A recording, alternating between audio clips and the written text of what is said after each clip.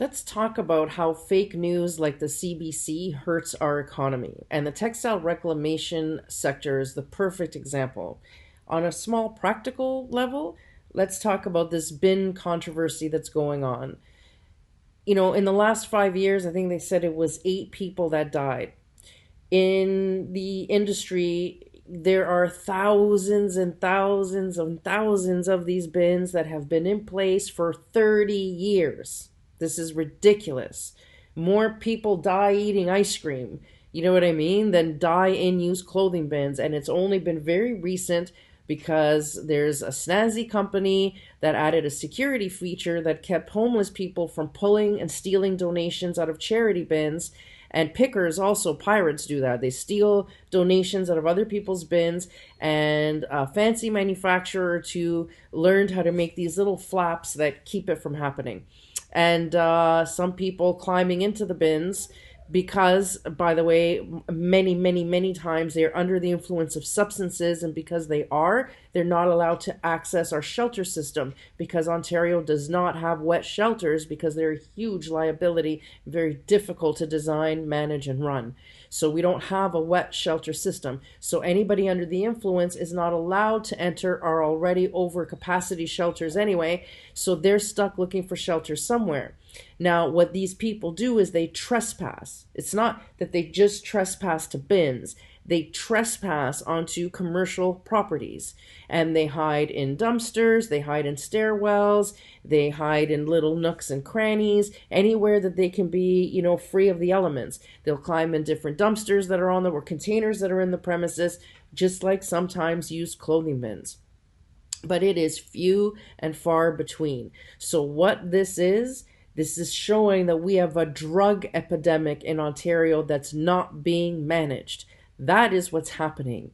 We have an epic drug epidemic, and drug epidemics lead to increase in homelessness. That is our issue. And as long as the press is talking about the safety of bins, we're not talking about what to do with addicts that are running loose on the street, because they are at risk to themselves and to others. Have you ever been around someone who is so intoxicated they are violent or hallucinating? It's traumatizing, believe me.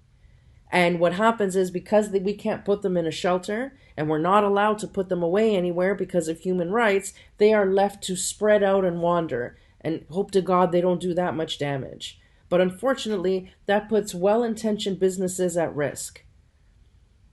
So there's, a loss of income there. My insurance rates for running this business have skyrocketed in the last 2 years.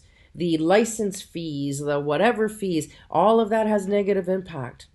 And then when the press gets involved, like for example, in this bin situation, it is like maybe, 5 or 10% of all the bins and all of the companies have this security feature. The vast majority don't. But the press talk about it like that's the epidemic and that they're all dangerous, and they make these big blanket statements, which then all the municipalities now are up in arms, which they're really not. It's false outrage, because most of those municipalities have been asking for consults on how they can eradicate the industry so they can gobble up a monopoly for a foreign-owned Goliath. So that's what's really going on. So these recent deaths are just convenient way to come in and whatever. So that hurts the industry, but it's not the first time. It's not the first time. A few years ago, there were a few little turf wars that the media really leveraged, and they blew it out of proportion and whatever. And as a result, regulations were put in most municipalities that completely destroyed the sector,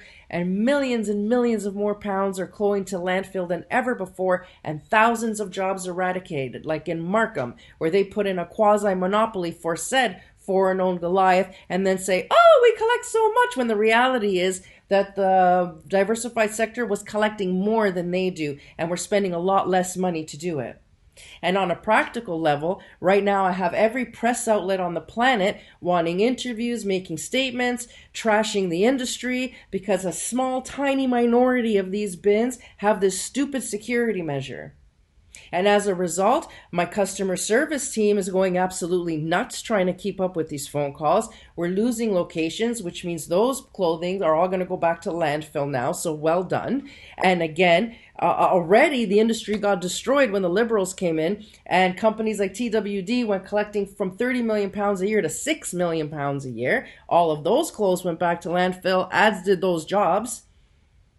So now, and I've just lost the last 2-3 days of productivity where I was already overwhelmed with a to-do list, which all got shelved because I've been having to answer the same stupid questions by the same stupid reporters that are only doing the bidding of a foreign-owned Goliath at the expense of the Canadian diversified private sector.